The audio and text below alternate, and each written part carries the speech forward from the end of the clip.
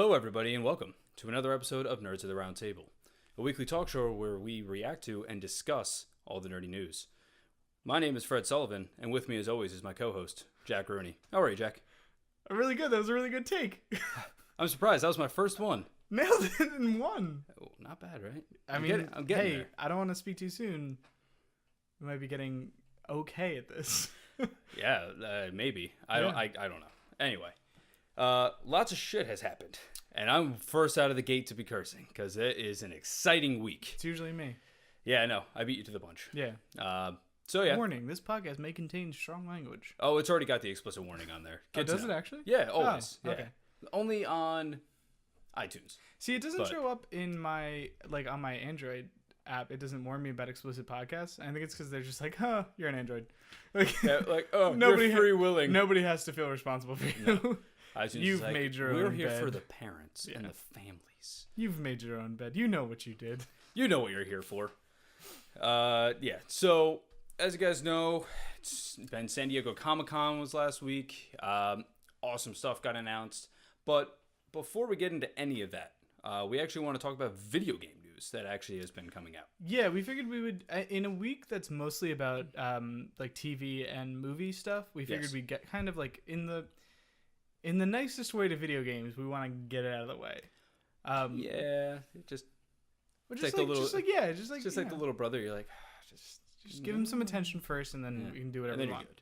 And then you give him Pokemon, and he's set. Well, speaking of Pokemon, like what have you been playing recently? Have you been playing more Pokemon Go? Or are you still on that? So it has gotten to the point where I am lapsing on it a little bit. Me too. Mainly because living in a not as city-like area. Yeah. We are not as fortunate as those in cities, and don't get nearly as many Pokemon. Yeah, dude. So I'm like I live. Yeah, I work 5 days a week. And as we all do. A lot of people do. To and from work, there's not like a lot of like Pokestops I could like stop off and hit on my way, you know? And I'm certainly, I can't really use it while I'm driving, so it makes things complicated. Yeah. I don't walk to work like some people do. That's true. I'm not sure if that's fortunate or unfortunate. I just know that I don't, so I can't take advantage of that particular aspect of walking. That's true. And it also means I'm not hatching Pokemon on my way. It's the first time I was like, man, I wish I lived in a city. Because I don't want to live in a city. I'm not really interested in city life. Like, I don't, like, I could live city adjacent. Like, I'd be cool with that. Mm-hmm. But, like, I don't, noise, all that stuff. Like, I'm not really interested in city stuff. See, I'm the opposite of that. I know you are. Live in a city. Yeah, but the Pokemon Go, like, I'm kind of looking into, I'm trying to find a place for my fiance and I to live, right? And I'm like, man, maybe I should try and find a place that is close to a Pokestop. Like, maybe that has to be part of my consideration. Oh, my God. Well, have you seen that Yelp has now put on a filter for Pokestops? Yeah, that's cool, man. Crazy what this world is coming to. But, it's basically cities. Like, if you go through, there's a website right now in which, I don't know if it's going to be taken down or anything like that by the time this podcast goes up, but it's called Pokevision.com. I don't know if you heard of it. No. It allows you to go through and it pings their servers and shows you exactly where Pokemon are and how much longer they're going to be there. Oh, cool. And you go through and you do it around like where I live and it's like 2 Pokemon. It's like a Rattata and a Pidgey. And I'm like, my life. Pidgeys everywhere. That said, like I stopped off at the grocery store on my way back to I'm like whatever. On my way back home the other day. I'm not going to tell the whole story. Lost. Yeah, I'm not going to tell the whole story. On my way back home the other day, and there was a Pikachu, and I tweeted about this. So if you follow me, you've probably already seen it. Just like in the grocery store parking lot, where like there's never been any indication of a Pikachu before, and I was like, and then I looked in my like nearby Pokemon, and there were some silhouettes that I hadn't seen in the area before, and I'm like, maybe they're starting to move things around, like redistribute some things, which would be very exciting because, frankly, I'm tired of catching the same 10 fucking Pokemon over and over again. Yeah, I hear you. But what I was getting to was that when you go through and you drop a ping in New York, it is just, you can't see the map of the city. It's just Pokemon. And that's kind of the same for a lot of places, obviously city-like. I do work in one of the bigger cities. Real big town. Yeah. It is a city, but it's not like when you think of like San Francisco or New York or Chicago, anything like that. Sure. It is more along the lines of like a large scale town. Yeah. But there is kind of where everything is. Like, if you want to go and catch Pokemon, that's kind of where you have to go. Yeah. Around here, at least. Now, lucky for me, my hometown is a very historic town. It's like George Washington was like all over the fucking place in that town for some reason. I don't really understand. It's like he took his first steps here, even though he was born somewhere else. Yeah. And like he's like, well, I learned how to rewalk. Like he camped here and he like stayed at this house that was like across from the school that I used to go to. Yeah. So like there's a lot of like historical things in my area, which is actually really great for Pokestops because that's like they picked that shit. Correct. So like, you know, if I went into the center of my town, even though it's a small town, I could sit probably in a particular area and I could walk in like 100-foot circle and hit like 4 Pokestops. And like people like to put lures there as well. So it's all very convenient for me, you know? Yeah. But like I can't do that every day. I as much as I hate it, I'm kind of an adult and people expect things of me. Being an adult sucks. Don't grow up if you're a kid. Adulting is just plain terrible. It really is. I mean, because when I do roll through town and like stop in the parking lot there and like hit like 2 or 3 Pokestops, like before, if I'm not in a rush to go anywhere, like fuck yeah, I'll do that. Yeah. I'm not ashamed of that. And I'll see these like packs of children roaming around and I'm like, you lucky, you so full of life. Like, you youth.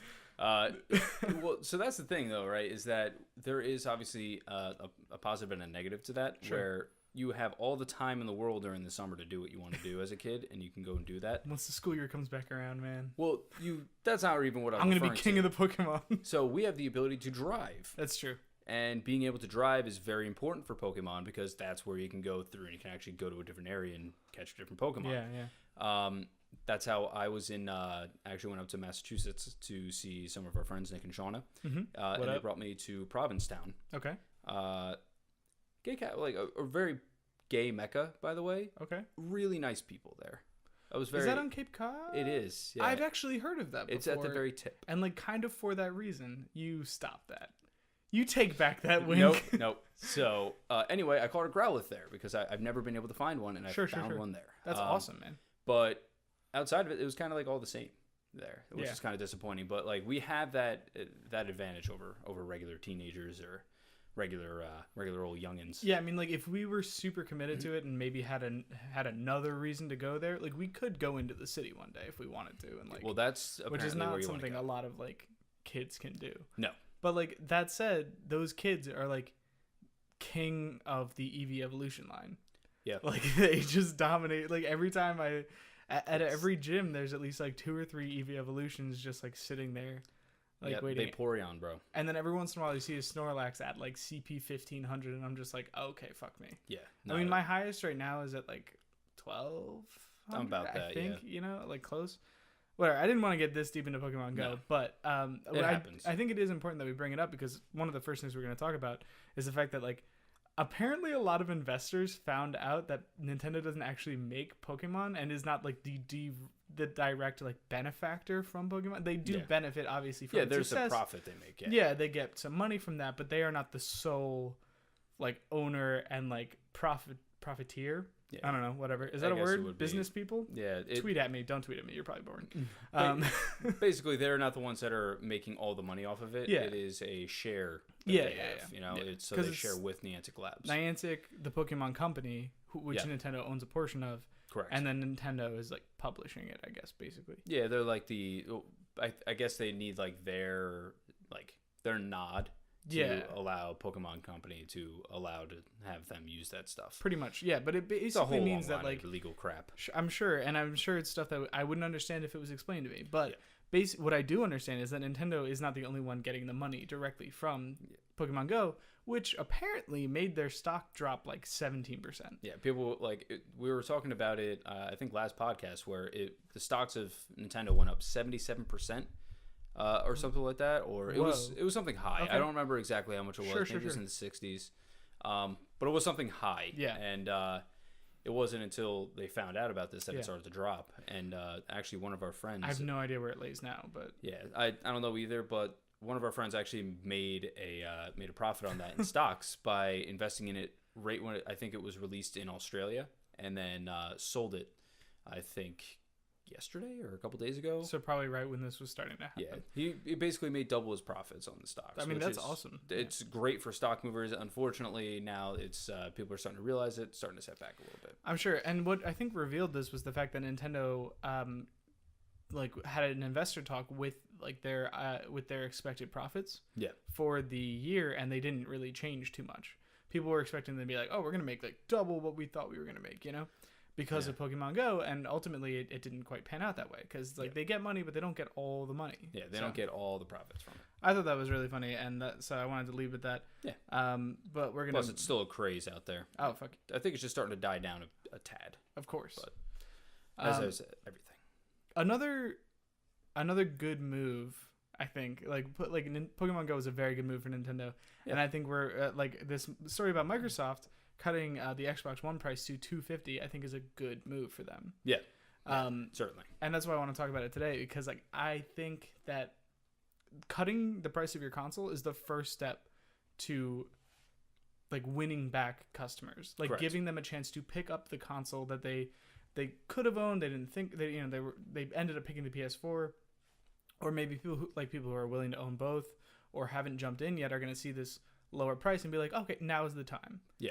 And at $250, I think that's a really good price for a video game console. Certainly. Any video game console. I contributed 50% to buying a Wii for $300, right? Something like that. Yeah. And that. By the way, if you hear noises in the background, sorry. Oh yeah.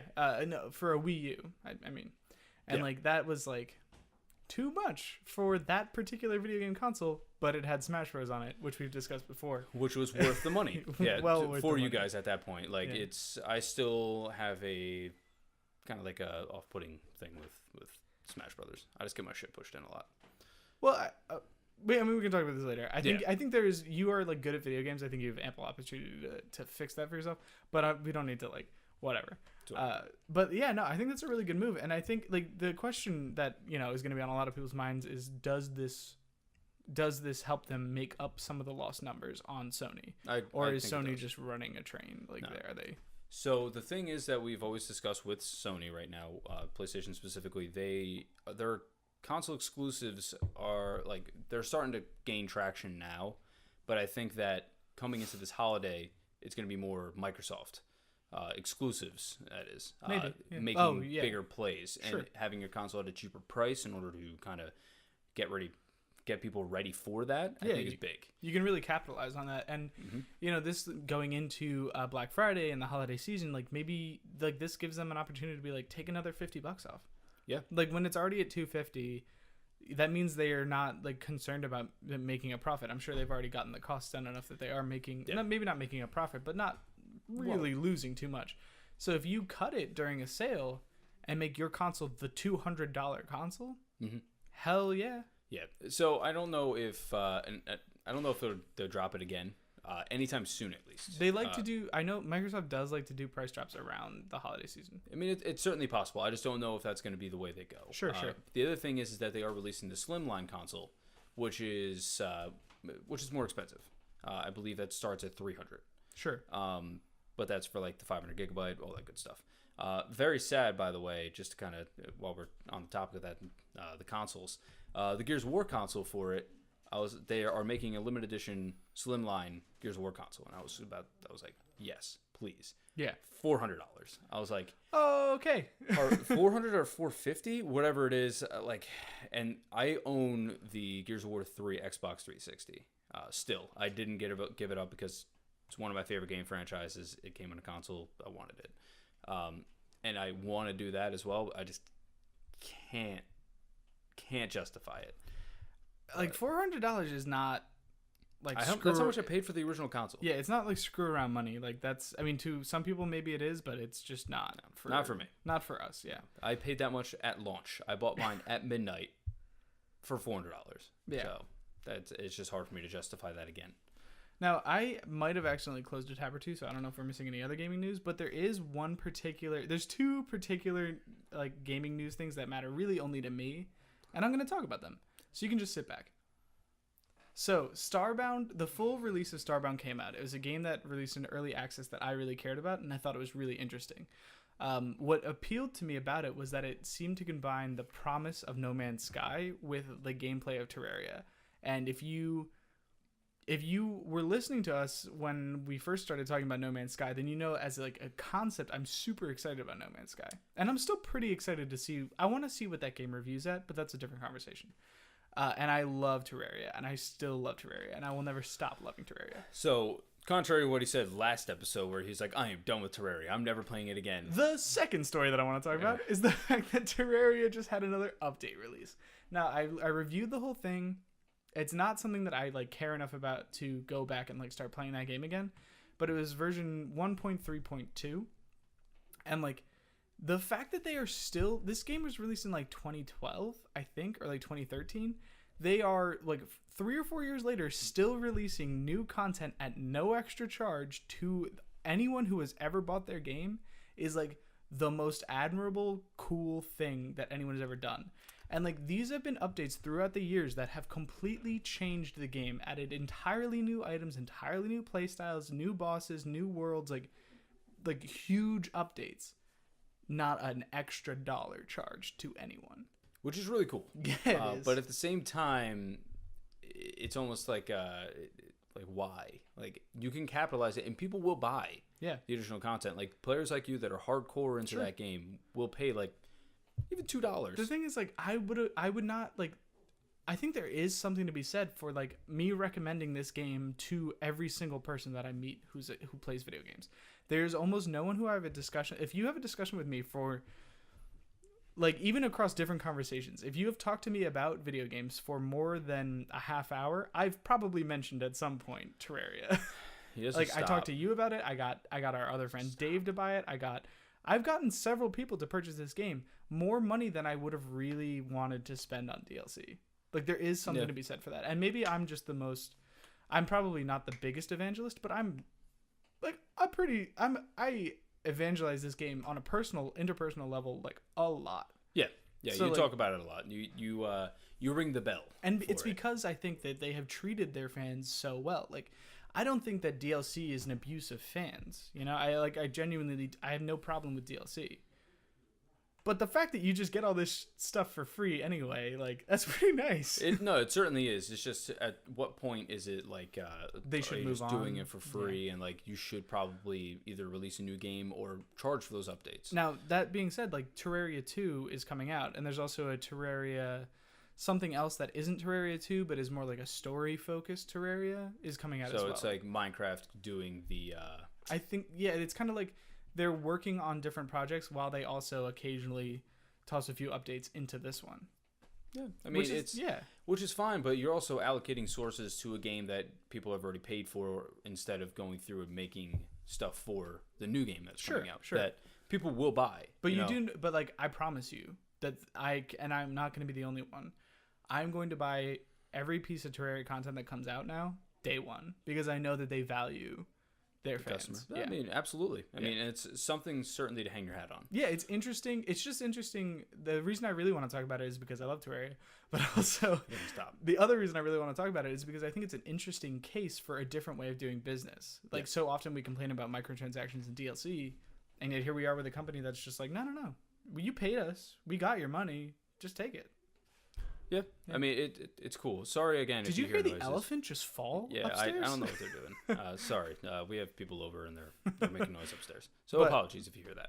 That was the last bit of gaming news that I really wanted to talk about. Was there anything you wanted to cover? As far as gaming goes, we're about to just slam SDCC real. Right now, as everybody knows, it's just kind of it's the summer. Not as many games are coming out, so there's not a lot of news as far as that goes. But with San Diego Comic-Con actually just passing, there is a ton of news on the other end of the spectrum with movies and TV shows. Nerdy stuff. A lot of nerdy stuff, and it has gotten me very excited.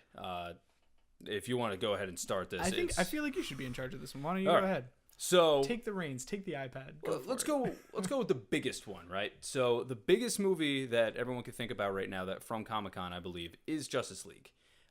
If you care about superheroes, and like most people who care about San Diego Comic-Con kind of do, it seems to be influenced that way at least. So Justice League trailer was released. In terms of like a tone of a trailer, very different than that of like almost all of the trailers for Batman versus Superman and the entirety of the movie. Yeah. It seems to be a little bit more fun-loving.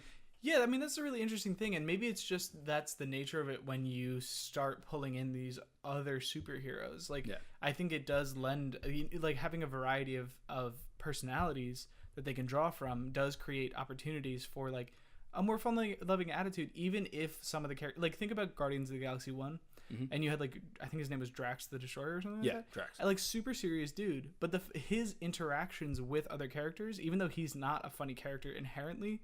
create comedy. Well, so the biggest thing is, right, is that a lot of these characters, almost think of him like, no, I guess he was a little bit more of a comic relief in a not direct manner, but it's like the way that it's expected to be in this movie is kind of like Batman is just super serious, right?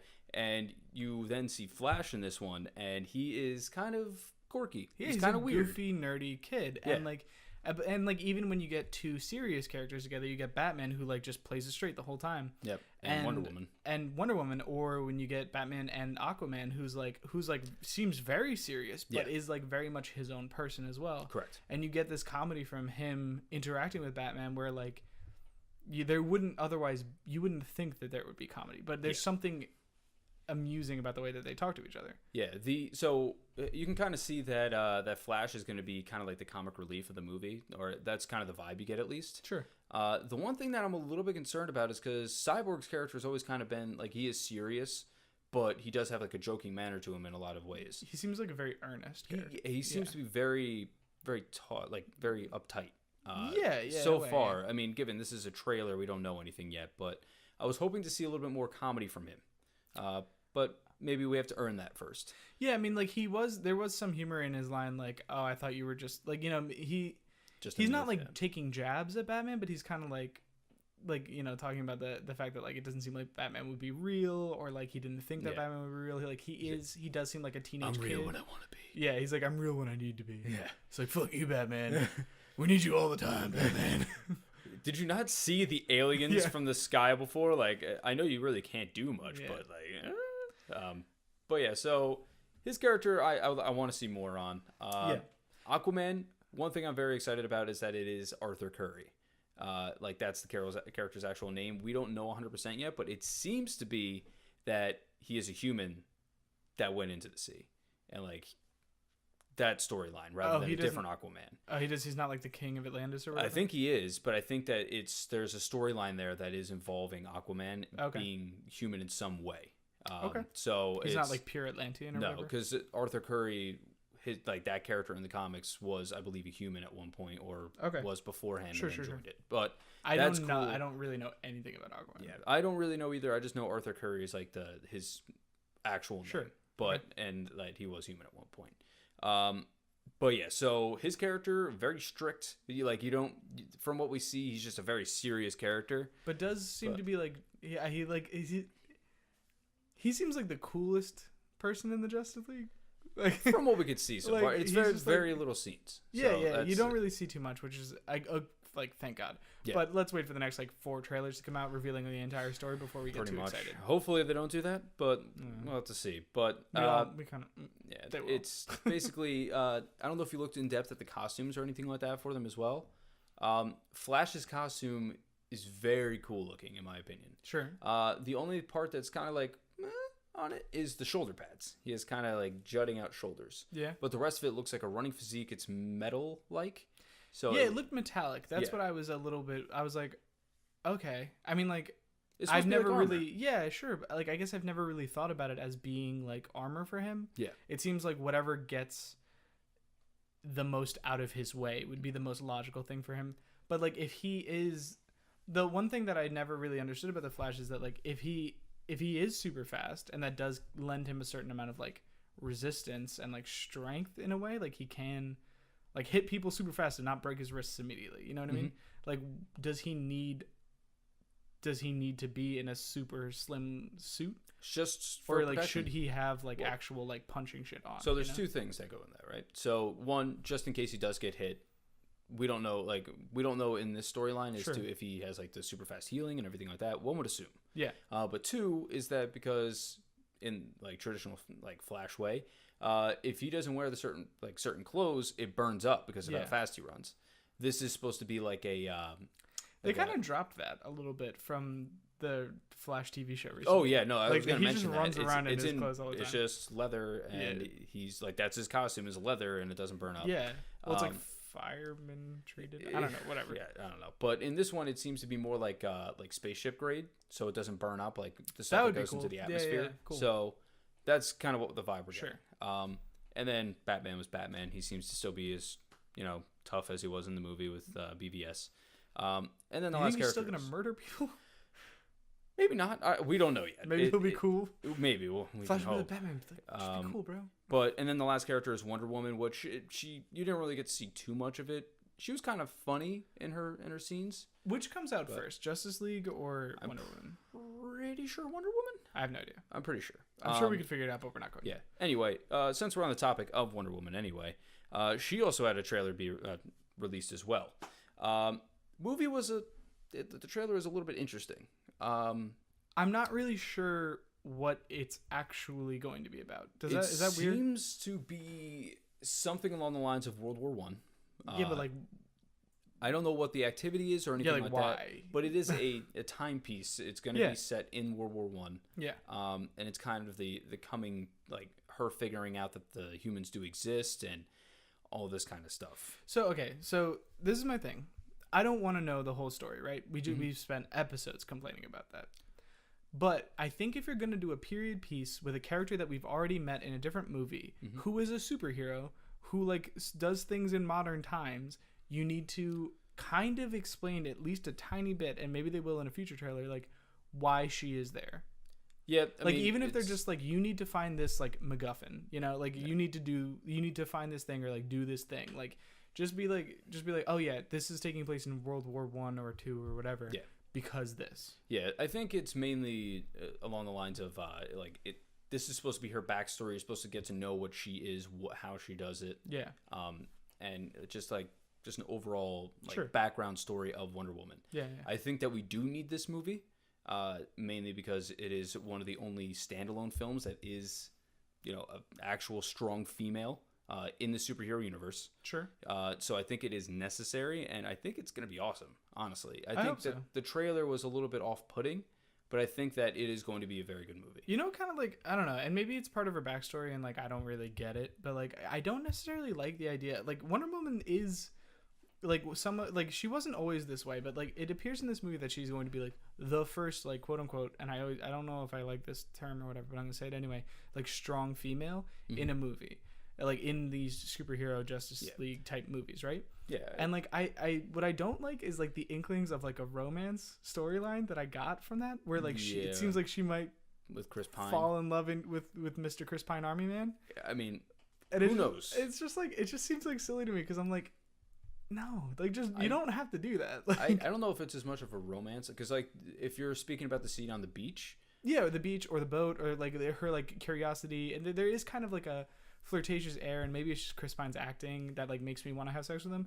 But it seems like everyone kind of would like get with Chris Pine, especially like whether he's in a spaceship or on a beach as a soldier that man or a captain. He could be anything. Like, he could be a pirate with no teeth, and he'd still get. And I'd be like, damn, yeah, Chris Pine. Damn, he's a good looking dude. Yeah, and like, so I just hope that I hope that that's just me reading too much into it and not the actual, because I feel like they that don't would kind of pigeonhole themselves into the fact of a romance story. Do it. Yeah, they don't need to do that. I agree with you. Yeah, and I think it's more of a curiosity thing, because she's like, this is the first time she's seen an actual man in her life. Yeah, and then it's kind of more of like discovering as to like who, like what they are, and like she's only dealt with women before, so like it's a different type of mentality and everything like that, and plus different race of Homo sapien. Yeah, just completely different human. So I don't know. I'm very interested in the movie. I think it's gonna be really cool, and I think it's absolutely necessary.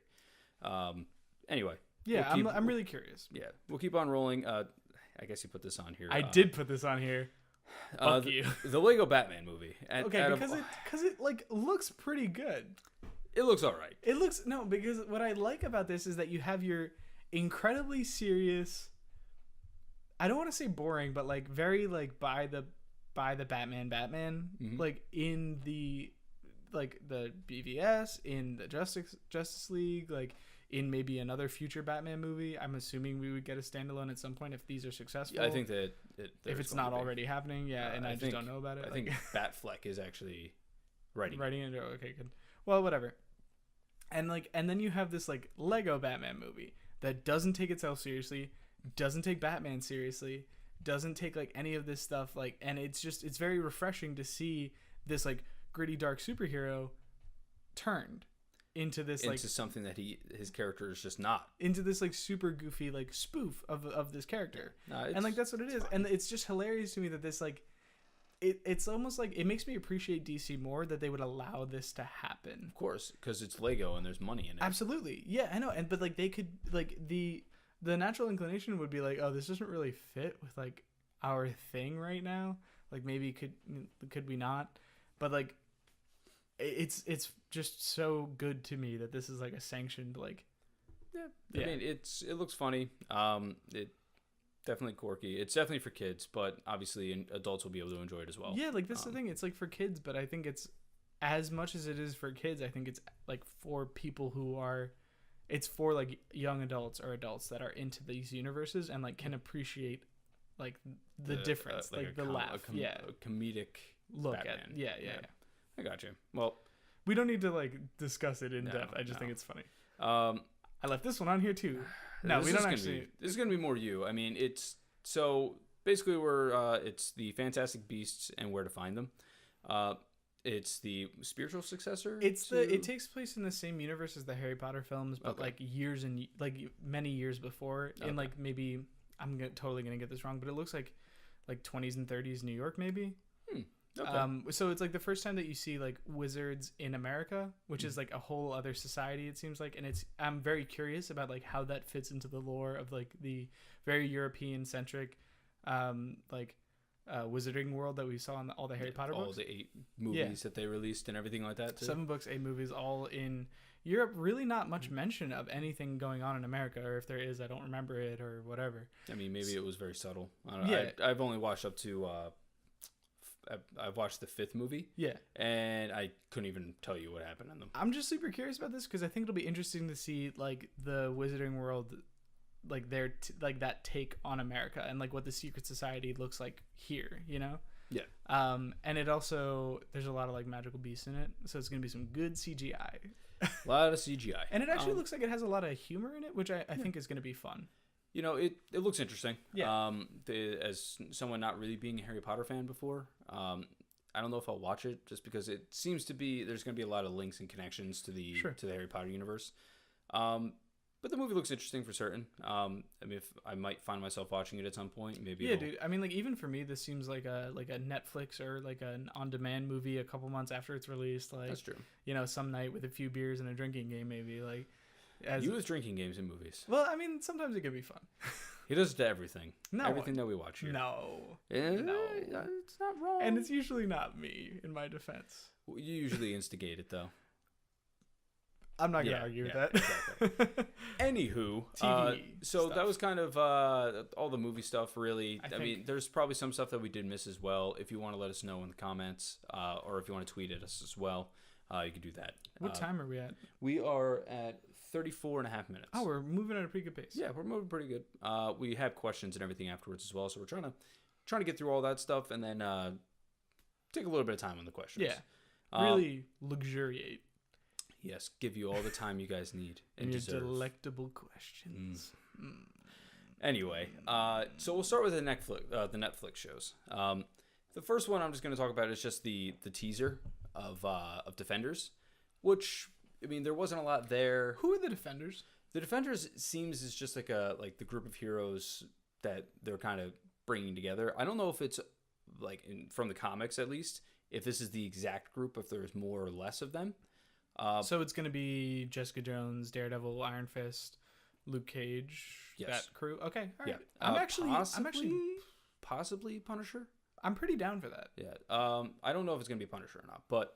I'd be down for that. It's going to be interesting for certain. It's one I would like to see because obviously we haven't seen Luke Cage or Iron Fist yet, but like what their villains are going to look like. Those are the next ones we're going to talk about. Yeah, we're going to speak about those in a second. But basically, the Defenders is a teasing saying like, "Ooh, here's Iron Fist, and here's Luke Cage. Oh, don't forget that Jessica Jones character there." Yeah.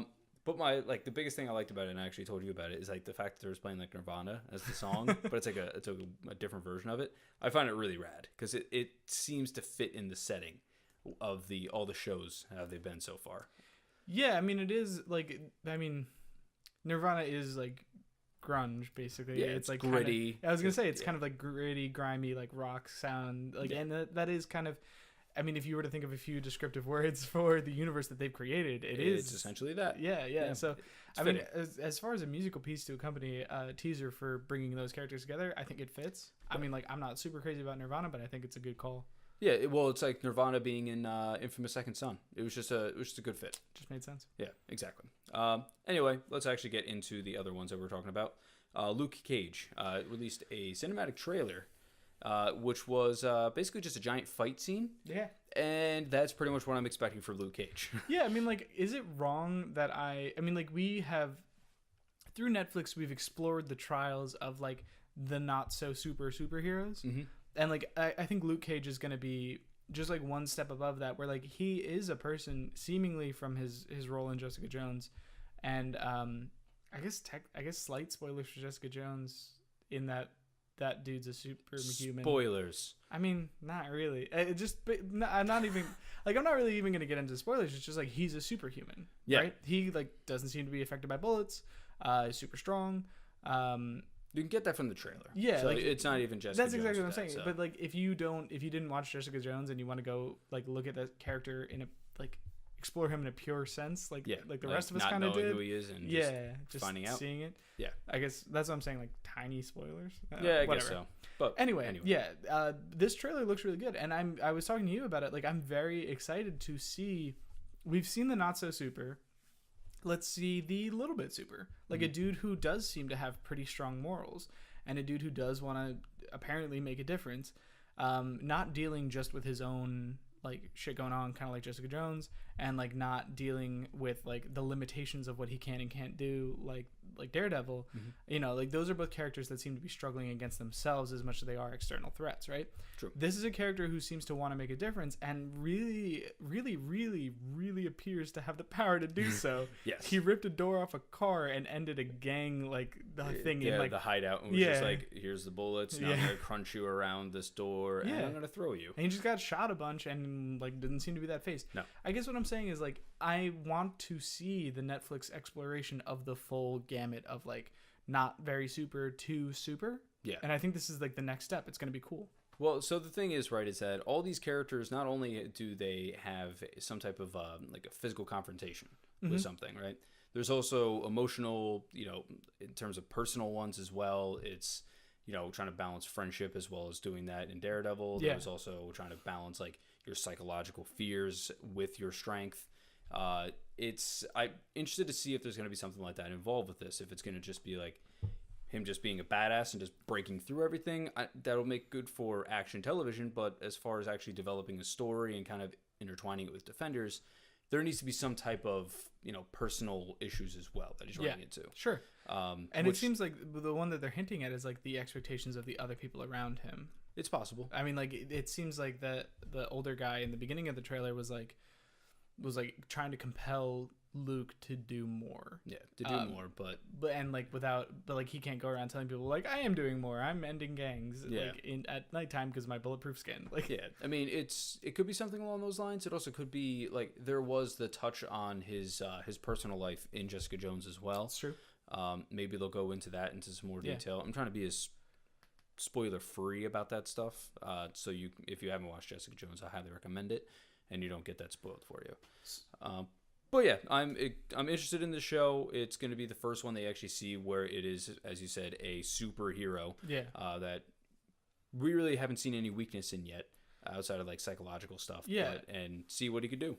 I mean, like the thing that I'm maybe the most excited about before we like move on to the next one, and even for the next one, which is going to be Iron Fist, is like who's the villain?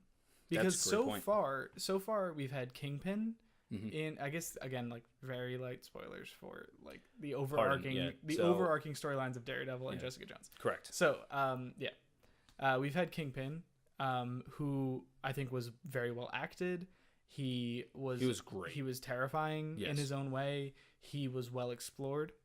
And we've had some Japanese dudes who I think were less well explored, but were still an intimidating threat. Yes. Well, you're also forgetting about the first half of the season's antagonist, Punisher. Well, that was the next one I was going to say. Oh, okay. Punisher, kind of a hero, anti-hero character who like ended up vaguely in the gray area, but mostly on the side of good, you know? Yeah. Who, like, I think that's awesome.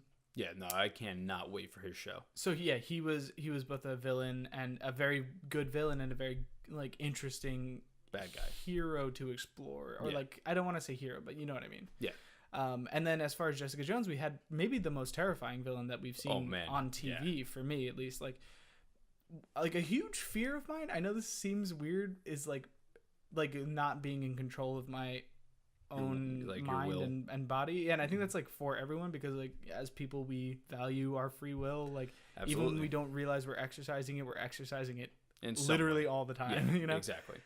So like having like the thought of, again, super light spoilers for Jessica Jones, the thought of anyone having the ability to just tell you to do whatever they want you to do, like, you know, a guy could walk into a room and tell me to kill you, and I wouldn't want to do it, and I would have to do it, or you know, vice versa. It's terrifying. That's truly terrifying. It really is. And I think that character was pretty well developed. Like his backstory, we didn't get into as much as I would have liked, but it was a really interesting storyline. Yeah, I mean, it was explored, but not to painstaking detail. Yeah, you didn't seem like, the interesting thing about Kingpin's exploration, and I'm gonna try and avoid too many spoilers, is that they seem to keep harping on this like one particular scene and this one particular like point in his life. Yeah, which was really interesting. Whereas with oh my God, David Tennant's character, Kilgrave, yeah. You kind of, I didn't realize that I never said his name that entire time talking about him. They were like, oh, he had a real tough childhood, and you're like, well, yeah. Yeah, well, you know, don't want to say anymore because it's spoilers, but you know, his character was fascinating. Yeah. In complete honesty, I think one of the best parts of that show. Yeah, absolutely. And I've also spoken about it before, where I couldn't relate to the problems of Jessica Jones directly. Yeah. So it was hard for me to connect, but I was able to like really appreciate the writing of Kilgrave. Yeah. They did a tremendous job with him, and that's why I'm very excited to see where these villains are going to be for Iron Fist and for Luke Cage. Like that whole long-winded conversation eventually gets us to this point, where it's just like, how do they top it? Yeah. How do they keep doing what they've been doing with like exceptional writing? Other characters that we just don't know as well. Like. Yeah. Like, I've never heard of Kilgrave until Jessica Jones. I didn't either. Had you? Right. Nope. And, like, so he must be a pretty minor character. One would assume. So how do they make him so awesome? I guess it's, like I said, the writing. It's the writing and the casting. So you go through, you write any minor character into being a little bit more powerful than they are in the comics, maybe. Because a lot of these characters that you might see are just kind of like, throw in there, like, you know, sure, this is like the freak of the week type thing. Yeah. Whereas in the shows, they have to kind of elongate that. Jesus. Pop filter, it wasn't me this week. Yeah, no, I hit it. But no, I get what you're saying, and then like I'm just excited, I guess, to see who they pluck next, who gets picked from the lineup and made a special. Indeed, I agree. But anyway, the last one of the Netflix shows, for the superhero ones at least, is Iron Fist, which is basically just a teaser of the character, and like just very like fragmented, very like subtle things that they're kind of hinting at. Yeah, like, I mean, basically the biggest thing that we saw was dude punch a wall out. Yeah, that was kind of or kick. I don't know. Really sure it was like you see like him laying in bed, and then you see monks, and then you see him in a bed like chained down, and then like insane asylum style. Not just like, and then he like handcuffed or whatever. Punches a dude through a wall. He punched a dude through a wall? I think it was a dude through a wall. Oh, I just thought he just punched a wall. No, I think he punched I could be wrong, but I thought it was a dude. Presumably, he's picked up by monks and trained, I would assume. So, like, I don't really know much about Iron Fist. I've had it explained to me from somebody on Twitter, and I can't remember who it was, but basically he's like, it's essentially like, I forget what character they referenced. Now I'm very upset about that, but he basically has like an unending key. and it basically sounds like Goku. Almost, but I forget what character they reference to it, and I apapologize. Person. Yeah, Random I can't citizen. even remember who it is. My memory is terrible. I apologize, but it's late. Basically, he's like he has the potential to tap into key into like this dragon's like over like ultimate power or whatever it is. Makes him an extremely good martial artist. Okay, and everything like that. I'm glad you explained that to me, because I don't want to hear a fucking thing about that in the show, because that seems really like that's not what these Netflix shows have been like. Really like he trained a lot or whatever, but like if they're going into like his dragon key or whatever, I'm not going to be into that. But if they just talk about the fact that like they unlocked his true potential, his ability to tap into his own like life force to strengthen his attacks, I'm like, cool, that's all I need. Yeah, you know what I mean? If they get really deep into like that, I don't know if I'm going to be. Maybe they'll make it a more realistic experience. Maybe they won't. Who knows? I mean, he punched out a wall, so I mean, it's not gonna. He seems to be. I'm not gonna say as strong as Luke Cage, but like the only character we've seen do something similar so far in that particular universe is Luke him Cage. And Jessica Jones. Yeah. So and even Jessica Jones, like I don't remember. She's just as strong as Luke. Just as okay. Well, from what we are gathering through their interactions, there are many interactions. Light spoilers for Jessica Jones. Anyway, let's move on. Yeah, so let's go to network television. So basically, it's just two shows that I've really seen. There's also a little bit of news about Supernatural, but it's weird stuff. I'm not really caught up on that. Yeah, it's just a musician's going to be playing a certain character next year. Okay, didn't that show like peak? Didn't they hit their zenith like? A while ago. So the thing is, right, is I think last season was actually really good. No, that's what I'm saying. Like, so they hit their peak and then they dipped, and then they seemed to hit another peak this last season that I don't really know too much about. I think I understand what happened. We're not going to spoil anything, so don't even worry about it because I don't want to have it spoiled for me either. Yeah. But I think like they gotta finish soon, right? Like they have no end in sight. All right, fair enough. Eric Kripke was like, I have no end in sight right now. He's like, I can keep writing this. They're making a ton of money. I guess. So, okay, yeah. I guess I can't really complain about it. It's just like it's as a someone who like dreams of one day creating my own story for like, to put on paper or whatever. Like it's weird to me thinking that like, and I guess it's just the nature of network television, like not having an end in sight, like not having one complete arc. Yeah, like because they've had multiple arcs, but it's like where does that particular journey for those two characters end? Well, it's very interesting to see where it goes from here. Okay, like from after the season finale of last season, I'm very interested to see where they go. I guess there's no way for us to really get into it without spoiling it, so I'm just gonna have to trust you. But like I'm just surprised, I guess. Yeah, it's I enjoy Supernatural. I think last season was awesome. Is this gonna be season 11 or? This is gonna be season 12. 12. Fuck. Yeah. All right. So. But yeah, so there wasn't really anything except for I forget which musician it is going to play a certain character, but I don't want to say anything. Okay. Cool. Outside of that, the other two on there, I didn't really hear anything about Supergirl. Not yet at least, but there was Legends of Tomorrow was another one as well, where basically they just discussed that the antagonist for the show is going to be the Legion of Doom, but like a very interesting one because it's just the characters that they've already had in there. So so Legends of Tomorrow is kind of a way for them to recycle characters. It seems to be. And like this is just another example within an example of them recycling more characters. Yeah. I don't want to hate on the show too much because I really haven't watched it. I can't really say too much about it.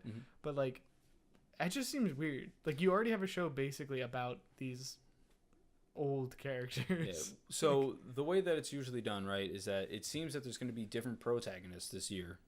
If not all of them are coming back, only maybe some of them are. I haven't read too much into it yet, so I might be wrong. Pardon about that. But it seems that they're bringing in new heroes. Okay.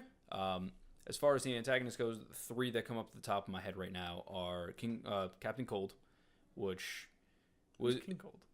I was gonna say King Cold, but that's Dragon Ball Z. Oh, it is. Yeah, I was like, I know King Cold. From I can get into some fucking shit right now because I'm gonna be doing a nerding out about Dragon Ball Super. So, are we? I might just do it because I might just not stop talking. Oh well, I mean, because I've watched 53 episodes of this shit and I am fucking ready to roll. Fair enough. But there's Captain Cold. There is Reverse Flash. Okay. Reverse Flash is in it, and Damien Dark. So literally recycled characters. Yeah. I don't remember. I think there's at least 2 more characters, and I can't think of them right now. Oh, well. But that's kind of all I heard about it. So let's actually get into the actual news of CW that. Speaking of Reverse Flash. Yeah, in a way. So the first one we're going to talk about is Flash. Flash season 3 is possibly a spoiler. It's going to be very spoilers. Yeah, if you're not caught up on Flash. Spoilers for Flash. They are going into basically Flashpoint. Yeah, they're exploring the concept of Flashpoint. We're not going to say how they get there. We're not going to say what say happened, but they are exploring the idea of the Flashpoint, which is where Flash goes. I guess super light spoilers again, where he goes back in time, changes a very significant event in his own life, and kind of the effects on the world from there. Correct. If you have seen the DC animated movie for this particular storyline, things do not go well, one might say. No. So there was the movie, a lot of stuff happened. But in this particular circumstance, they're like, don't expect this to be the same storyline you've already heard. So it's going to be their take on Flashpoint, which is very interesting. Sure. Basically, they are introducing 2 new speedsters. I can only really think of one right now. I don't remember who the second one was. I remember what he kind of looks like. Big Baddie from season 2. You mean season 1? No. Talk about spoilers for season 2 of Flash. Zoom. Yeah, he kind of looks like Zoom, but raggedy. Maybe his costume has more shit on it. It's not pure black like Zoom was kind of. Anyway, you can look it up on your own. Yeah. The main speedster that everyone is talking about because his new suit got released and it looks dope is Kid Flash. Kid Flash being played by the character that everyone, if you're a Flash fan, you hear that name and you're like,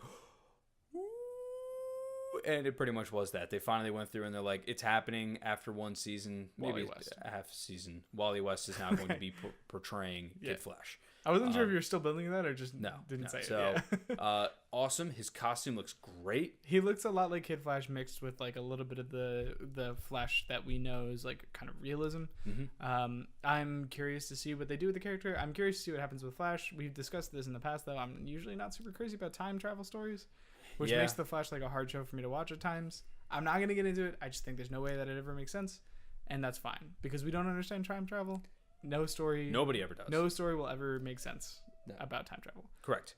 But his costume looks very similar to the one from Young Justice, which is big thumbs up. Yeah. Very happy about that. Also, go watch Young Justice if you haven't seen that. It's pretty good. Yeah. Basically, I can't discuss too much about what's going on in the show because, it's going to spoil some stuff. Also, we don't have the hour that we would need. Yeah. Just know it looks awesome. We have not been disappointed by a season of Flash yet. Very excited about it. Basically, just if you haven't watched Flash yet, you're missing out. I mean, I will say I am a little bit disappointed in how the last season ended just because of my own hangups about time travel. Yeah. And I actually thought that the season finale was not as strong as it could have been. Yeah. But most of the show is really good. I would recommend it to anyone who's interested in superhero stuff. The best superhero show on network television. Yeah, you got to get into specifics because of Netflix. Yeah, it's the high quality. Sometimes I'd even dare to say that it's almost as good, if not better, than Daredevil. Just sometimes the thing that Daredevil does have, and all those Netflix show have, is the fact that they can condense their seasons. And it's almost apples versus oranges. Yeah, it's hard to compare, but I really enjoy Flash. Yeah. Anywho, one we don't enjoy as much. This one, Arrow fans. Sorry, I've been there since the beginning. Me too. It has been a rough going the past couple years. Season 5 is a different direction. It seems that there's going to be new heroes being evolved, and all the old heroes. The spoilers. It doesn't seem to be as active in the show as they were last year. Yeah, I mean, it seems like they're playing secondary roles or tertiary roles, I guess, because you have Arrow at the center, and then the people hanging out with him, which seems like it's going to be the new computer person that they kind of introduced last season, and 2 other characters. I say computer person mostly for spoilers' sake, and I also don't remember the dude's name because he wasn't in it that much. But anyway, and you're looking at two new potential superheroes, I guess.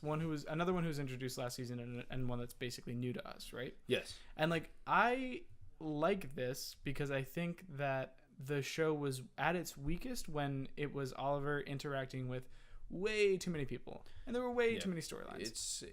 The problem was that they included too many characters that they wanted to be main characters. Yeah. And it became less about the actual idea of Green Arrow and more about Arrow and friends. Yeah. And it's as good as that may have been, it's, it needs to be broken up in a different way for people to, kind of grab it a little bit more, in my opinion.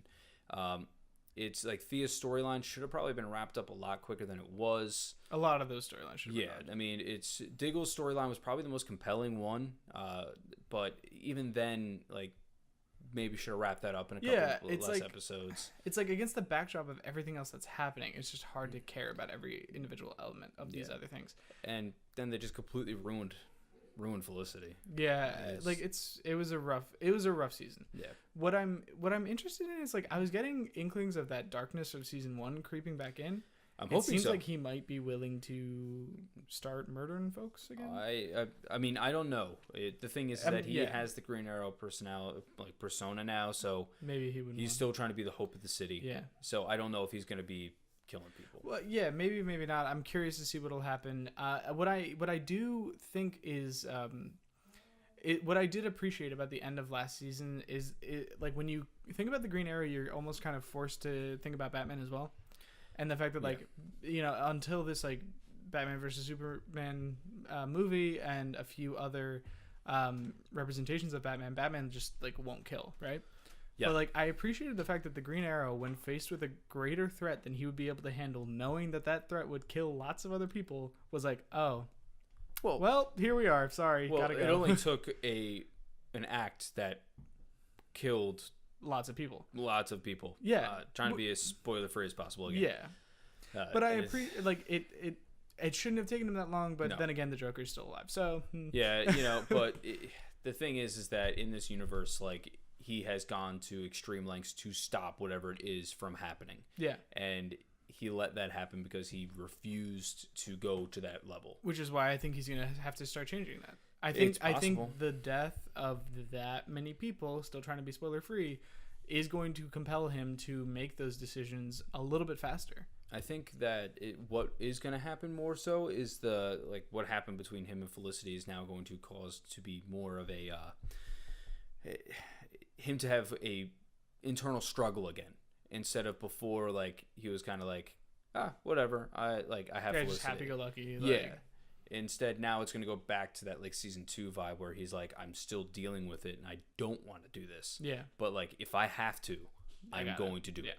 And that's kind of where it has to go. Mm-hmm. But I'm just hoping big things from it, because this is still one of my favorite shows on television, and it has been it's been hard to be a fan. So hard to be a fan, that's a great way to say it. It's just, I'm really hoping for big things from it.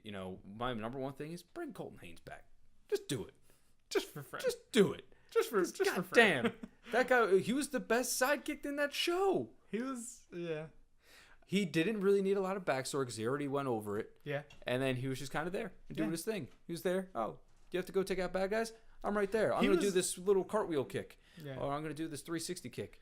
He was a little annoying when he was first introduced into the show. Yeah. Like, until he actually took on the persona, he was like, because I started rewatching it recently with Kate, as I talked about like a while back, and it's been like, it was like, he was a bit of an annoying character at first, because he's like trying to figure out who the Arrow is, and he gets all whiny, and then he gets all hopped up on steroids, and he's like, it's like, it's hard, it's like dude, I just hate everything that you are right now. But then like eventually it all comes back down, and like things are okay again. Yeah. But I don't know. I mean, I think that's every TV, movie, video game thing that we're going to talk about today. It's true. Unless, of course, some of you fine folk ask about them. Yeah. Well, that's pretty much it as far as the news goes. Yeah. If we did miss anything, feel free to tweet at us or put in the comments below. That'll be completely fine. Or save it for next week. That too. Hashtag Knerds57 for next week. You see what we're doing? Yeah. We're going to try to make it so we don't get lost and people have time to do it. Yeah. So, speaking of which, we're going to go right into the questions. Let's do it. So the first question is from Jason Hales. With the thing that we did miss. We did miss it, and I actually told you to do it beforehand, but we did miss it.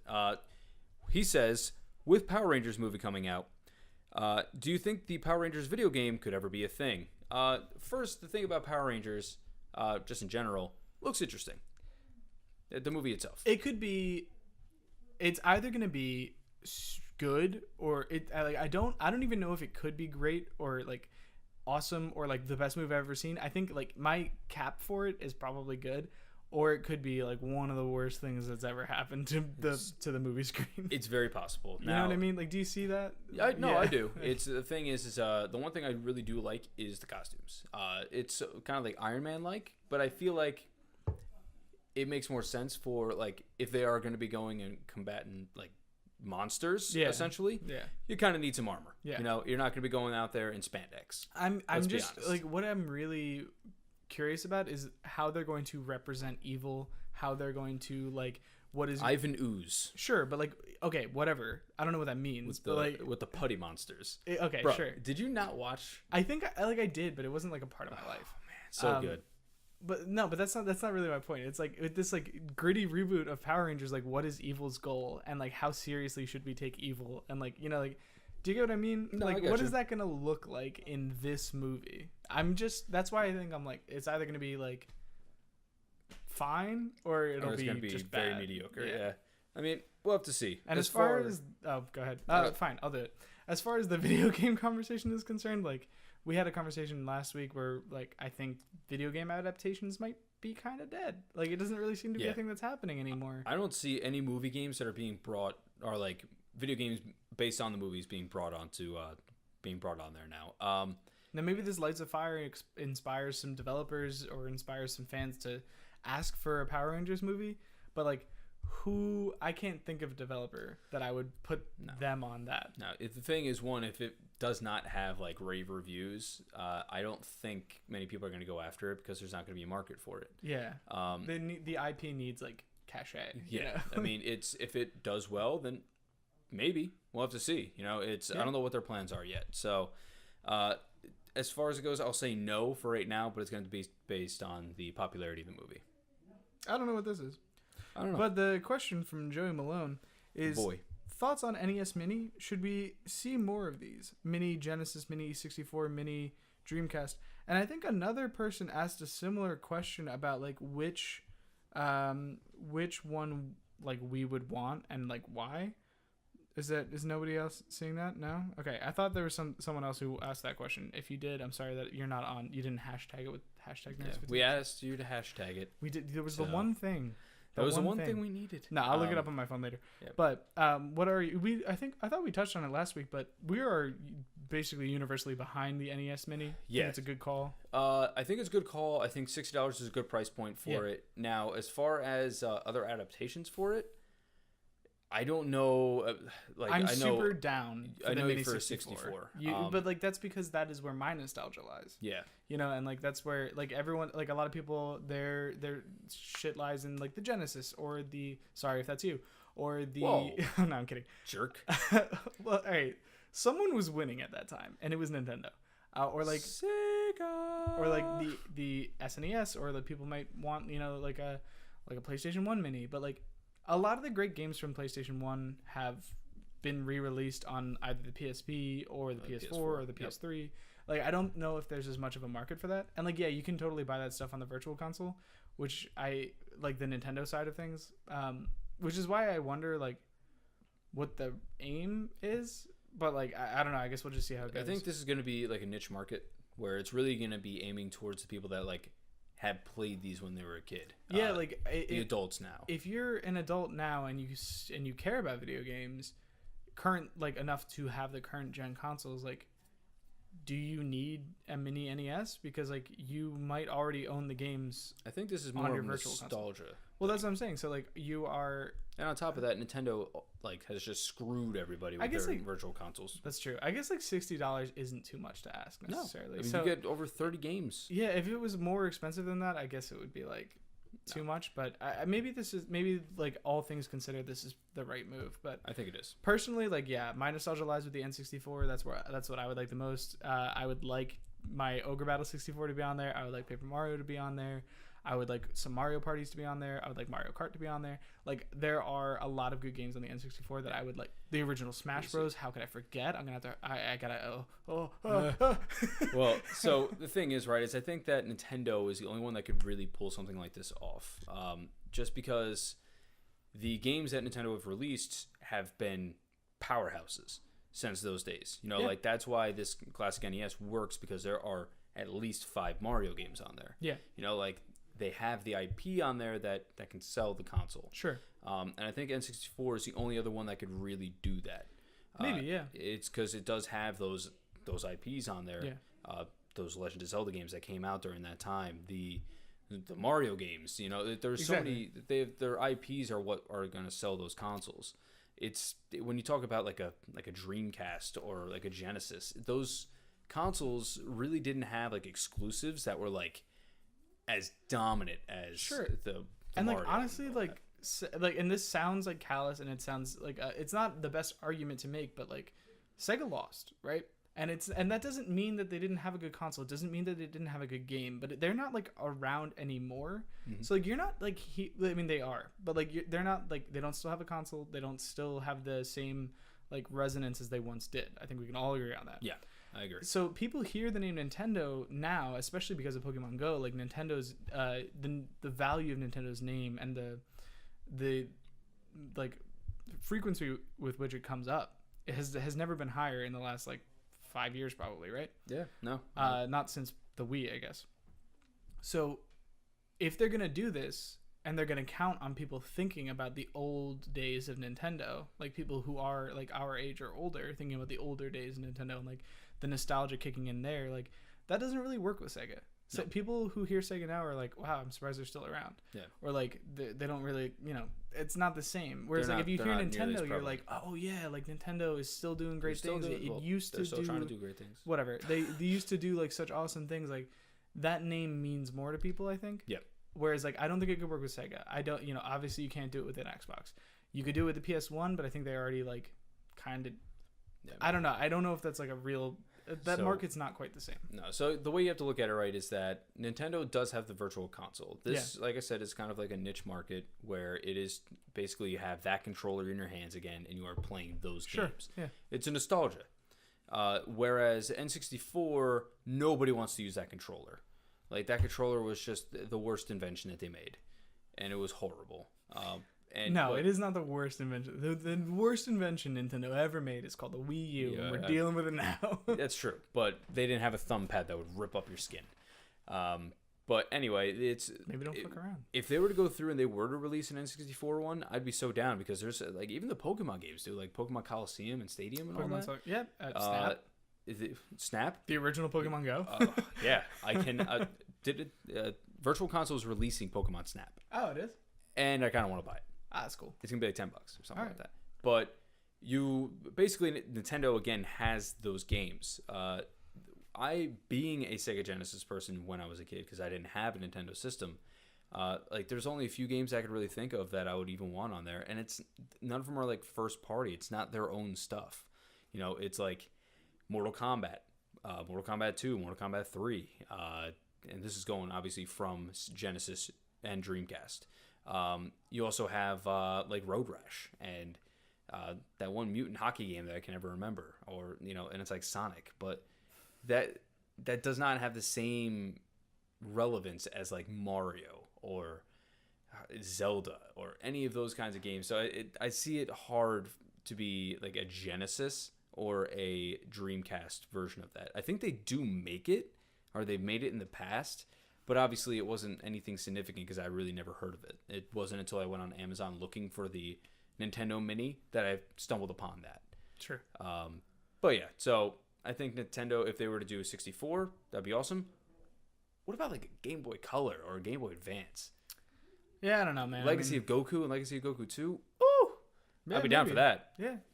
I was trying to, like, I wasn't trying to be, like, rude or anything. I was looking at my phone to see if I could find that other question because, like, I don't think I made it up. No, if I am not mistaken, I don't know where it is. It may have been James Jakes Lugo. Yeah. Venomous Fat Man. Yeah, very recently, right? Yeah, I think that it may have been him. Shout out, bro. I hope we answered your question. Let's move on to let's see. Andrew Minimas. Yeah, no, I scrolled up first. The boy Andrew Minimas. Has there been any news of SDCC that has gotten you excited? I think we covered that. Yeah, a lot of it. Oh my god. So the other question he asked is, with the Warriors being the latest PS2, PS4 game, what PS2 game would you want to see make the jump? I don't have like a huge connection with the PS2, which we've discussed before. I think like if you want to take this question on, like I'll just let you run with it. I mean, so the thing is that I wasn't like I'm not a big JRPG fan or anything like that, so there's not like a standout game as far as that goes. Like they've already released like the Grand Theft Auto trilogy and everything. Yeah, I mean it's already. Like, that's something I played. That's the reason I like had access to a PS2 basically. Like the biggest games that I ever played on like PS2 for me personally were the Dragon Ball games.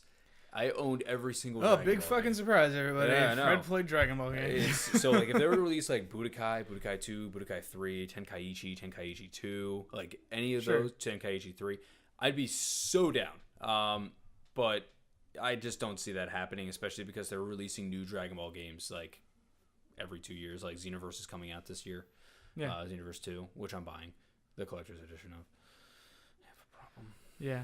But for the statue or something, the right? Statue, yeah. The statue is dope. Okay. I'm sure it is. It is. It is dope. And it's $100 outside of it, so why not get the game for like $40 more or $50 more? All right. Well, I'm sorry I couldn't contribute as much to that question, but hopefully I can do something with that. Or Yu-Gi-Oh! Duelist of the Roses. That shit was tight. Okay. Or a Devil May Cry trilogy. Didn't they already do that? They did, but they re-released it for the PlayStation 2 as a collector's bundle. Didn't they do it on the PS3 as well? They may have done it for the third one, but I want to up-res graphics even more. Sure. Do it again. Just keep up-resing it. Yeah, keep up-resing it. Make it look like less shit. The next one from Joe Ruffler. The boy, the dude, the homie. I don't know, whatever. I hope you get out to NYCC, by the way. I know funds are limited, but I hope you do make it. I hope everyone makes it. I hope you all come out. He says, what video game characters would you like to see cross over into a different universe and why? I want Goku in everything. Actually, specifically, Future Trunks, my favorite character. He deserves to be in everything. Now, I feel like we should limit this to specifically video game question, like video game characters that are video games. No, characters that originated in video games. Because then it's like a question of like, what character would you like to see in any universe, basically? I guess, yeah. That one is a little bit tougher of a question for me. Yeah. I don't know. I mean, there's no standout character for me. Like, sure. I mean, maybe like Joel, but like Joel even. Yeah, like, I mean, it's hard to put him in anything else. Yeah. That's not Paper Dark Mario. And Gritty. Yeah, Mario and everything. Mario and everything. No, I don't know. Like, actually, that brings up we'll just talk about this briefly. Like, my fiance was asking me about like what my favorite video game character is, because like we're talking about like wedding stuff, and she's like, oh, you could maybe have like a groom's cake if you wanted to, and I was like, I don't need a groom, like I don't care. We could top it with Nathan Drake. Yeah, exactly. She's like, well, what video game character do you like? And I'm like, well, like I don't know, I like Joel, but he's kind of got like a mix. Like I wouldn't want to put him on a cake, or like I wouldn't care to. Or like I don't really like Mario anymore because they kind of ruined him for me. Like they destroyed him. I really like Paper Mario, but he's kind of an obscure thing. He now got the he was used to have shit wiped. It's kind of weird thinking of Naughty Dog characters as like my favorite video game characters because they're like real people with like real issues. Like, they're not just like characters. Yeah, it's not like Crash Bandicoot. Yeah. There you go. Eventually, I was kind of like, I really like Vault Boy, from Fallout, like specifically just Vault Boy, like as an icon. Like it's very cool. But like, I don't know. Like, that was a weird question for me because like I never realized that I had a problem with that question before. Well, I think it also kind of speaks to the fact of like how video games have changed because way back when it's these characters are like everything, and you can put them into different universes, and it may not have mattered as much. And you could just be like, oh, who's my favorite video game? I love Yoshi. Yoshi's my favorite. Or like, well, Kate was like, why don't you like? Okay, she knows a little bit about it, and she's like, limit it to like who would you like? It had to be someone I know, so someone from like someone who appears on the front of like Super Smash Brothers. And I was like, Ganondorf. I was like, Link, I guess. Like I really I like Zelda a lot. Like like so it's hard to think of these iconic characters. Like I really like. If you look on the wall, we have both like BioShock and Portal represented in that particular picture up there, which is one of my favorite pieces of art that I've ever bought. And so I taped it to a wall because that's what you do with art that you like. You ruin it. so that nobody else can enjoy it. But like I really love like Gladys from Portal, but like were you gonna like put Gladys on a cake? Like Gladys is like a giant computer machine. Like I don't know. It's like I don't have an iconic character, I guess is what I'm saying that I love. I mean, like it's because you all know I love the Gears of War series, but like I thought you were gonna say Dragon Ball again. And I was like, we get it. Oh, I do love Dragon Ball. Dragon Ball Super's so good. But like putting like Baird from Gears of War on the top of the cake, it's just like be something like that. You'd be like, you know. So honestly, it's the thing is if you try to put anybody into that universe, I mean, like maybe if you put like a Gears of War character into like The Last of Us, it would make a little bit of sense. But we're going back to the actual question. Yeah, but they're like beefy, like just ungodly huge. Yeah, and they with have, like super weapons. Like essentially, we don't really think about them as like super weapons, but they kind of are. There's one that aligns satellites and shoots a laser beam. Like you're just like because that like universe has like these tough enemies. Like these weapons don't like seem like that crazy, but like they are as big as people, and they have chainsaws that are like half a human long. Yeah, and like are able to cut through like people. Yeah, like and like DMC, like Dante in DMC, like he is a Nephilim. Like what character? Like how would he fit into another universe? Yeah, the thing is like you start mixing power levels, and it's just like yeah, it's so that's a tough question, Joe. I mean, I'd like to actually hear what you have to say about that. Yeah, if you guys can think, like we're on the spot right now a little bit, but like if you guys can think of a good combination, that would be cool. Yeah, I would be interested to hear it. Is the biggest thing. I would be, you know what I would love to see, and maybe it's just because of the two games that I just mentioned. I would love to see Nathan Drake in the Last of Us universe, just like dealing with the crippling sadness of this world. Sucks. Yeah, like just like Meanwhile, Joel slits his throat. Yeah, dude, like how would that character change being put into that world? Oh, or vice versa. Joel's just like running around the Uncharted universe, like having these Indiana Jones adventures. Like it just seems so silly, and I think that's why I laugh at it. Like I like it so much. Yeah, it seems interesting. But yeah, no, thanks, Joe. Just if you guys have it, let us know. Yeah, absolutely. Why don't you take this gentleman's good question? Old Trevor Starkey. We love you, buddy. Trevor asks, what were your most exciting and most underwhelming SDCC announcements? We kind of went over it. We got to start integrating these questions before our conversations. Yeah, that's what I was kind of hoping to do. I feel bad. Like it's like we get to the questions portion, and then it's just like, oh, well, we already answered it. But like I don't know. For me, I guess we didn't really discuss our biggest thing. Like for me, the most surprisingly enjoyable thing that I just saw from SDCC was the Justice League trailer. I think it looks a lot better than I would have expected. Yeah. So, but it's just a trailer, so let's give it time to ruin it. You know, announcements. There wasn't like anything like. Well, there were a lot of mind blowing things, mainly with the trailers. Justice League is certainly up there. Wonder Woman. I can keep going on, but pick your one. The one. What was the coolest thing? The coolest thing. I think I might have to say Justice League too. Just because you got to see like a different tone of like what it was from BVS, as we spoke about before, and it was like a joking manner with Flash, and I don't know. I think that made me the most hyped out of anything else. On there. Absolutely. As far as underwhelming, Arrow, and it's just because I was hoping they were gonna knock it out of the park with something new, like a big new announcement, like Deathstroke is back or something like that. It would have been like, fuck yes. Unfortunately, it's just more sidekicks, and they didn't show a villain, and that's kind of it. Yeah. So there wasn't a lot to be excited about, and that's pretty much all there is to it, sadly. Yeah. Also, just actually, you should probably put your thing in there first too. I was gonna say they announced the main antagonist for Spider-Man: Homecoming. We forgot to talk about that. Oh, it's Vulture. Oh, cool. So speculations and rumors are true. Okay. Anywho. The next question. Did you do your most exciting and most underwhelming? Yeah. Oh, most underwhelming. Yeah. Probably Arrow. Yeah. Yeah. It's similar tastes. I think we're pretty much aligned on those matters. Yeah. So David Ardito, who we know well, asked, guy. What happened to Unite the Seven? Apparently they only announced 6 for Justice League. You know, I'm assuming that there's one that they haven't revealed yet. I mean, yeah. So it was thought that could be Superman, right? I mean, well, yeah. I mean, I don't know how that. I know there's like some questionable ending about like Correct. Yeah, so, I don't want to like. I mean, obviously, the people that we know about, it says Unite the Seven, but we have Aquaman, Batman, Wonder Woman, Cyborg, Flash, and I think Superman, I guess, is with that. Because he was on the promotional poster. Okay. So he is there. He's okay. The seventh person is rumored to be Green Lantern.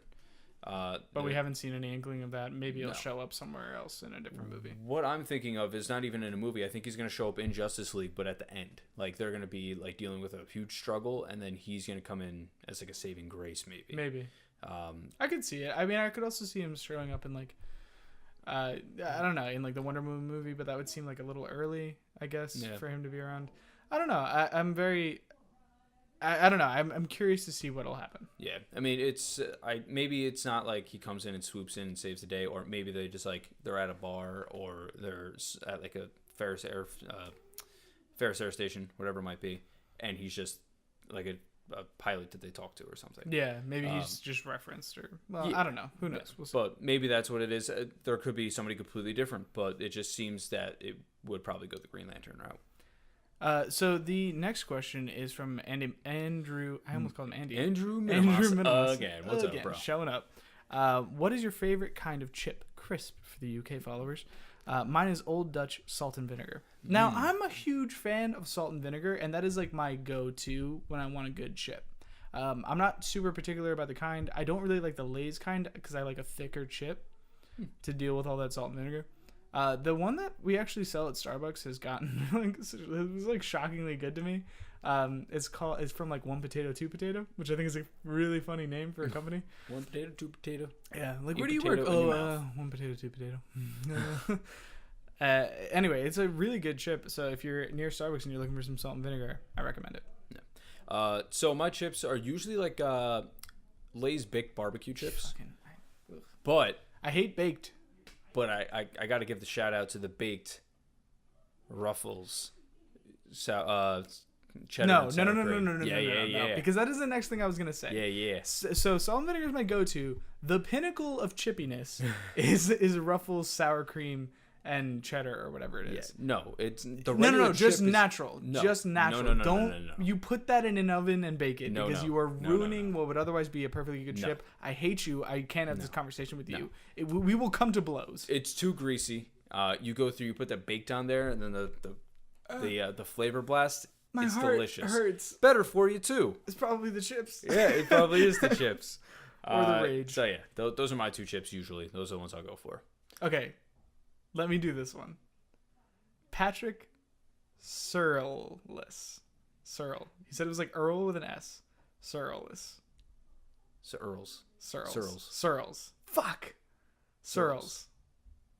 Earl's with an He's S. like, God, it's like nails on a I was chalkboard. so Shut close. the fuck Searles. up. Sorry if you butchered it again. No, it's a very I feel bad about like not getting people's names right because it's like a very personal thing. Like it is your most identifying thing about you, and I keep fucking it up. Yeah. You're like, oh, what's your last name? Oh, Earls. Whatever. Sorry. Earls. Anyway, he wants to know how excited are we for the new quote unquote Tomb Raider. So. I'll be completely honest with you. I'm almost a little over it at this point. It's weird. I think they shot themselves in the foot because they released this game and then everyone who was going to experience it experienced it, and now it's back and it's like there's not really as much news. No. I think it's really funny that it's got like everything in it. Yeah, the for DLC. For like the Sony people who like didn't pick it up. It's like, here's your reward for waiting a year. You get everything for free. Yeah. Which is like such a like it doesn't. I'm not gonna say like you shouldn't feel bad about this if you bought it for Xbox, but like I think it's a little shitty. No, I agree. It's kind of shitty. It is. My problem is that the hype behind that game was all given to Microsoft, and I really just didn't want to play it on my Xbox. I just was waiting for the experience to go on my PlayStation. But it's gotten to the point where it is old news now, and there are new things coming out this holiday that I am excited for. New things. Yeah, like the thing like not quote new. Like I mean, like you said it perfectly. Yeah, it's not like quote unquote like new. Things, it's like actual new things that we want to do. Exactly, and Gears of War is something that has been known to eat up a lot of my time. Yeah, and that is coming out in October. And this game comes out in November. Yeah, it's like it's just. it's in a line of fire that is just not ideal for me now. Like last year, it may have been able to get away with it because I would have played Fallout, gotten bored like I did, and I was looking for a new game to play. Yeah. And that could have been the game. But it's, I don't know. Maybe I'll play it like when there's dead time next year. Yeah. But it's sad to say I was really interested in that game, but like it's kind of fell flat for me now. Yeah, man, I think you nailed it, and like I don't have anything else to say about that. Yeah, I think sucks. That might be. It's sad to end the episode on a sour note, but I mean, like that's really that's what it is. Yeah. But I don't know. I think we had a lot of fun today. No, so obviously, like I said, big news from San Diego Comic-Con. Yep. Pumped me up. I was very sad I couldn't go. I tried to go last minute and found out the tickets were $1,800, and I had to cut that out. But yeah, it's everyone that was out there. I'm very jealous of you. It seemed to have everyone had a great time. There were a lot of Pokemons being played. Yeah. So apparently, everyone. There was a story from our boy Danny Shepard over at Ismahawk. Tweeted out that he was at a party, an after party, and somebody yelled Dratini. Cleared the room. Everyone pulls out their phones frantically and is trying to catch the Dratini. Dude, whatever. And it's amazing. It's incredible. Like I bet you could get everyone outside faster if you yelled "There's a Dratini outside" than if you yelled "There's a fire in the building." Yeah, probably. They're like, "Oh, fire, whatever." Dratini. Oh. So it's I'm very jealous about that. I don't know. It's hopefully some more stuff comes up. I don't know what is planning on coming out or whatever over the next couple of weeks. Yeah. But the news is very interesting. So thank you very much for being with us this week. Yes, it was a lot of fun to talk about all this stuff. Tweet us with your questions with #Knerds57 for next week's episode. That's what we're going to start doing from now on. I think that's a good call. Yeah. Thank you, fans who suggested that. Yes, you guys are awesome. Yes, as always. I don't know. I mean, is there anything else that we need to cover? Hopefully the audio has been solved. We know that's been an issue recently. We are actively working on fixing it and coming up with new ideas. Hopefully you guys actually hear this, because if this doesn't work, I don't think we're going to be able to use the backup audio because of the noise. Yeah. If it doesn't work, we might be skipping a week. Up a paddle without or up a creek without a we paddle. might be up a paddle. The creek's not there. We're very confused. We're on a mountain in a canoe. It's weird. Yeah. No, so hopefully it does work. It seems to be working okay. We may have figured out the problem, but I spent the extra money to make sure that all variables were resolved. So we'll see what happens. Yeah. Cool. But yeah. Anyway, be sure to subscribe to us on YouTube. We greatly appreciate that. Give us a comment on the video. If you want to give us a thumbs up. Yeah. Let us know if you like it. Subscribe. Do all that stuff. Yeah, let us know if you like it. Tweet us questions. Tweet us comments. Let us know what we can improve upon. Constructive criticism only, please. Only things we can actually fix. I mean, I'm not going to look any better next week, so you can all stop saying that I need to look better. Has anybody actually said no, I just get very self-conscious. Yeah. I say that to myself. I tweeted myself from alternate accounts just to feel. You're an ugly bitch. Just anyway, to feel. Follow us on Twitter. This is Jack is Gaming. I am Fred_Sullivan. Or Fred_Sullivan. Holy shit. It's gotten bad. Fred_Sully. You'll see it down here. You'll know. Also, follow us at Nerds Podcast. That's where you find out all the news about the podcast, everything every week. Yep. It's where you can find out about things that we post on the website. Yep. Which things are happening again on the website. We're going to try and keep that train rolling. Yes. Speaking of which, if you do have anything that you want to submit to the community page, please do so. I'll put the tag down there as well. Yep. I'm going to be looking at them tomorrow morning. So awesome. Hopefully you guys can see some stuff up there now. Yeah. So I think that's pretty much it. If you want to rate us on iTunes, that'd be cool too. Yeah, it'd be awesome. Yeah. But I think that's pretty much everything, guys. And I really want to thank you all. Yeah. It has been a rough couple of weeks with this audio and everything like that. I thank you guys for sticking in there with us. Honestly, man, and I know this is it's typically you who has to deal with that stuff more than it is me, and I'm very appreciative of that because it kind of keeps it out of my hands because I would lose my mind just as much as you are.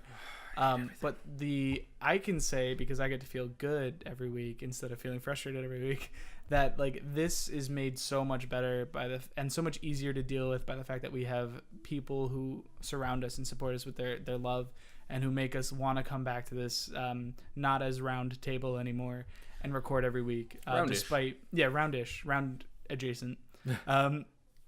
and make us want to record despite these issues. So thank you so much, everyone, again. And I'm cracking up. No, I think my voice is just going. So. Yeah, no, I don't know. We've been going at it for about an hour and a half now. But yeah, thank you guys again. We're trying to still come up with a tagline for the end of this show. We're just gonna keep throwing shit at you guys, and you let us know what you like. Do you want to run one by him? Keep nerding out. Keep nerding out. Bye, everyone. Bye, guys. And if you like that video, make sure you guys don't subscribe, don't share, and don't like the video. In fact, just click off and leave. Are you trying to use reverse psychology on the internet?